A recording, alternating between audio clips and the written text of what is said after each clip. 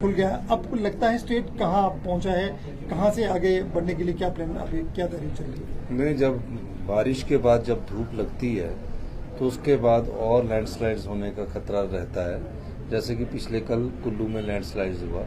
Main मकसद अभी भी हमारा ध्यान है कि जो सब्जी किसान की है, जो बागवान का फल है, वो मंडियों तक पहुंचे। अभी उस संदर्भ में बात हुई है और कुछ एक चीज़ों को हमने दोबारा से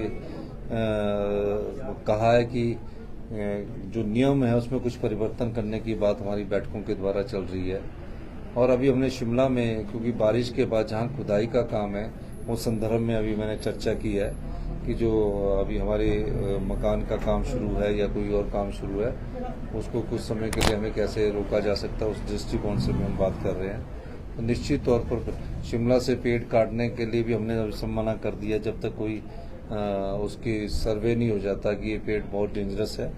तो इस दृष्टि से हमारी रोज बैठकें चल रही है और हम उसमें आगे बढ़ रहे हैं। एक्सपर्ट की कुछ टीम्स आई हैं, उन्होंने भी कुछ सजेशन दिए हैं, क्या उन पे भी अमल किया जाएगा? निश्चित तौर पर रोड बिल्डिंग हो, आप क्या फोकस सरकार का ये भी है कि अब जो सीधी कटिंग उसको रोक के टनल्स, क्या प्लान है सरकार के? सर नहीं, दो तीन चीजें है। देखिए, एक तो सॉफ्ट स्टेटा में हमने कितनी स्टोरी बनाना है और हार्ड स्टेटा में कितनी स्टोरी बनाना है, उस बारे में भी चर्चा हो रही है।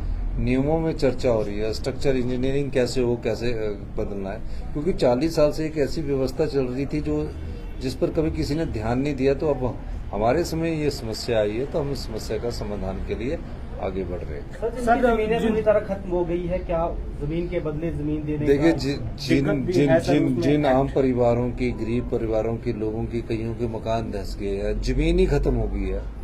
हमारी सरकार उस पर भी चर्चा कर रही है और हम इंतजार कर रहे हैं कि हमको कुछ या राष्ट्रीय आपदा घोषित किया जाए या कुछ हमारे को स्पेशल पैकेज रिलीफ के रूप में मिले। वो अगर मिलता है तो उससे भी हम कुछ लोगों को बसाने का काम करेंगे। और निश्चित तौर पर जिनकी जमीनें गई है उनके बारे में हम विचार कर रहे हैं। समस्या एफसी और एफआरआई एक्ट की तरफ है।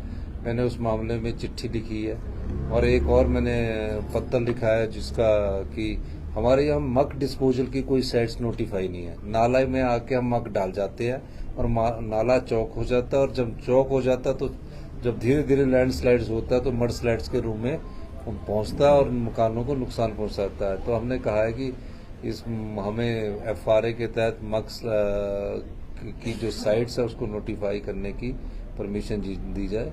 तो इस संदर्भ में भी चर्चा चल रही है। सर, एक आप अपील कर रहे लगातार हिमाचल में जो बाहर लोग रह रहे हिमाचल के या हिमाचली से, क्या आपदा राहत कोष में आप अंशदान कीजिए, क्या लगातार ये अपील है अभी भी? नहीं, हम तो चाह रहे हैं कि जिसकी जितनी सामर्थ्यता है और जो अपना कुछ भी योगदान देना चाहता है तो गूगल पे के द्वारा दे सकता है। हमारे बैंक अकाउंट है वो दे सकता है और उसको आयकर की धारा 80 के तहत नियमों में छूट भी है।